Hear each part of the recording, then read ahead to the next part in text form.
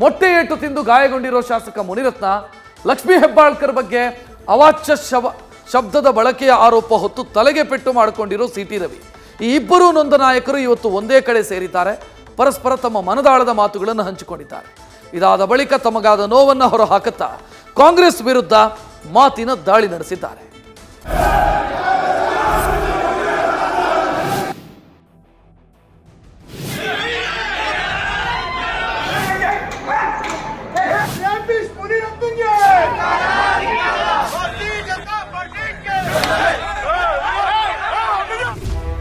ಒಬ್ರು ಪೊಲೀಸರ ಬಂಧನದ ವೇಳೆ ತಲೆಗೆ ಗಾಯ ಮಾಡಿಕೊಂಡವರು, ಇನ್ನೊಬ್ರು ಕಾಂಗ್ರೆಸ್ ಕಾರ್ಯಕರ್ತರಿಂದ ಮೊಟ್ಟೆ ಏಟು ತಿಂದವರು.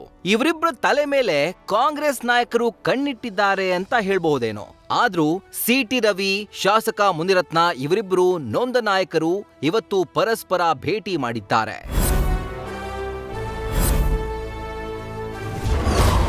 ಶಾಸಕ ಮುನಿರತ್ನನ ಭೇಟಿ ಮಾಡಿದ ಸಿಟಿ ರವಿ. ಇಬ್ಬರು ಕಮಲ ಕಲಿಗಳು ಕೈ ವಿರುದ್ಧ ನಿಗಿ. ಮೊಟ್ಟೆ ದಾಳಿಯಲ್ಲಿ ಗಾಯಗೊಂಡಿದ್ದ ಶಾಸಕ ಮುನಿರತ್ನ ನಿನ್ನೆಯಷ್ಟೇ ಆಸ್ಪತ್ರೆಯಿಂದ ಡಿಸ್ಚಾರ್ಜ್ ಆಗಿದ್ದಾರೆ. ಮಲ್ಲೇಶ್ವರದ ಕೋದಂಡರಾಮಪುರದಲ್ಲಿರುವ ತಮ್ಮ ನಿವಾಸದಲ್ಲಿ ವಿಶ್ರಾಂತಿ ಪಡೆದಿದ್ದಾರೆ. ಇದೀಗ ಆರ್ಆರ್ ನಗರ ಶಾಸಕರನ್ನ ಪರಿಷತ್ ಬಿಜೆಪಿ ಶಾಸಕ ಸಿಟಿ ರವಿ ಭೇಟಿ ಮಾಡಿದ್ದಾರೆ. ಮುನಿರತ್ನರ ಆರೋಗ್ಯ ವಿಚಾರಿಸಿದ್ದಾರೆ. ಜೊತೆಗೆ ಮೊಟ್ಟೆ ಪ್ರಕರಣದ ಬಗ್ಗೆ ಚರ್ಚೆ ನಡೆಸಿದ್ದಾರೆ. ಮುನಿರತ್ನ ಭೇಟಿ ಬಳಿಕ ಮಾತನಾಡಿದ ಸಿಟಿ ರವಿ ಪರಿಷತ್ನಲ್ಲಿ ಆದ ಪ್ರಕರಣದ ಬಗ್ಗೆ ಗುಡುಗಿದ್ದಾರೆ. ನಾನು ಬೆನ್ನು ತೋರಿಸಿ ಹೋಗೋನಲ್ಲ ಎನ್ನುತ್ತಾ ತಮ್ಮ ಮೇಲಿನ ಕೇಸ್ ಬಗ್ಗೆ ಸ್ಪಷ್ಟನೆ ಕೊಟ್ಟಿದ್ದಾರೆ. ಹೋರಾಟದ ಹಿನ್ನೆಲೆಯಿಂದ ಬಂದವನು. ನನ್ನ ಜೀವನವೇ ಹೋರಾಟ. ನನ್ನ ಜೀವನದಲ್ಲಿ ಬೆನ್ನು ತೋರಿಸ ಅಭ್ಯಾಸನೇ ಇಲ್ಲ. ಎದೆ ಕೊಟ್ಟಿದ್ದೀನಿ, ಪೆಟ್ಟು ತಿಂದಿದ್ದೀನಿ, ಕೇಸ್ ಹಾಕ್ಸ್ಕೊಂಡಿದ್ದೀನಿ, ಜೈಲಿಗೆ ಹೋಗಿದ್ದೀನಿ. ಕೆಟ್ಟದ್ದನ್ನು ಮಾಡಿಲ್ಲ, ಕೆಟ್ಟದನ್ನು ಮಾಡೋದು ಇಲ್ಲ. ಆದರೆ ಬೆನ್ನು ತೋರಿಸಿ ಓಡೋಗಿ ಗೊತ್ತಿಲ್ಲ. ಯಾರ್ಯಾರು ತಪ್ಪು ಮಾಡಿದ್ದಾರೆ ಅವ್ರಿಗೆ ಶಿಕ್ಷೆ ಆಗಲೇಬೇಕು. ಈಗ FSL ರಿಪೋರ್ಟು ಅಂತ ಹೇಳ್ತಾರೆ. ನನ್ನ ಬಂಧನದ ಹಿಂದ್ಗಡೆ ಯಾವ ರಿಪೋರ್ಟ್ ಇತ್ತು? ಈಗ ಹೇಳ್ತಾರೆ ಅದು ಪ್ರೈಮಾ ಫೇಸಿ ವಿಧಾನ ಪರಿಷತ್ ಸಭಾಂಗಣದಿಂದ ಇರೋದರಿಂದಾಗಿ ನಾವು ಕೇಸ್ ಮಾಡಿದ್ದೇ ತಪ್ಪು ಅಂತ ಹೇಳ್ತಾರೆ. ಆದರೆ ಬಂಧಿಸಿದ್ದು ಯಾವ ಹಿನ್ನೆಲೆಯಲ್ಲಿ? ಕುಸುಮ ಹೇಳಿದ ಮಾತನ್ನ ಡಿಕೆ ಬ್ರದರ್ಸ್ ಕೇಳ್ತಾರೆ. ಆಣೆ ಪ್ರಮಾಣದ ಮಾತನಾಡಿದ ಶಾಸಕ ಮುನಿರತ್ನ.